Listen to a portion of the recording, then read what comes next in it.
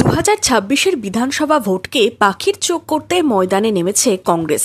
মুর্শিদাবাদ জেলার ব্লকে ব্লকে কর্মী সম্মেলন করছেন প্রাক্তন সাংসদ অধীর চৌধুরী। বৃহস্পতিবার দুপুরে জলঙ্গি ব্লক কংগ্রেসের সভা থেকে মূল্য বৃদ্ধি নিয়ে রাজ্যকে দুষলেন অধীর চৌধুরী। শুধু তাই নয়, সভা থেকে দ্রব্যমূল্য বৃদ্ধির বাজারে লক্ষ্মীর ভাণ্ডার 2500 টাকা দেওয়ার দাবি জানালেন অধীর চৌধুরী।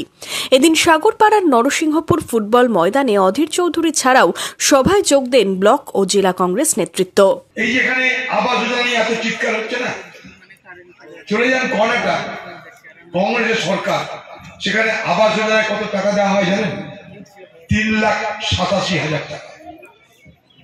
চলে যান তেলেঙ্গানা, কংগ্রেসের সরকার, সেখানে আবাস যোজনায় কত টাকা দেওয়া হয় জানেন?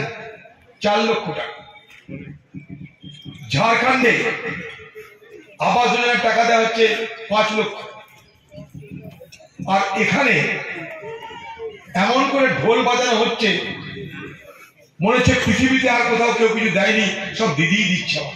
বাজারে সব জিনিসের দাম বাড়ছে, আনাজ পাতি, ফল মূল সব কিছুর দাম বাড়ছে, তেল লঙ্কা সবকিছু।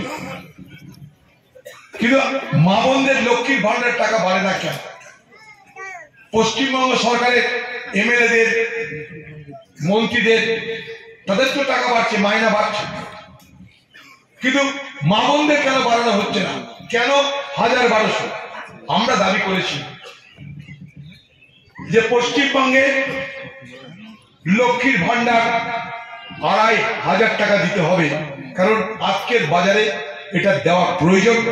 বাজারে এটা শুধু পশ্চিমবঙ্গ নয়, পাশের রাজ্য ঝাড়খণ্ড দিচ্ছে, পাশের রাজ্য ঝাড়খণ্ড দিচ্ছে, আমাদের রাজ্য কেন পারবে না? ঝাড়খণ্ড আমাদের থেকে গরিব।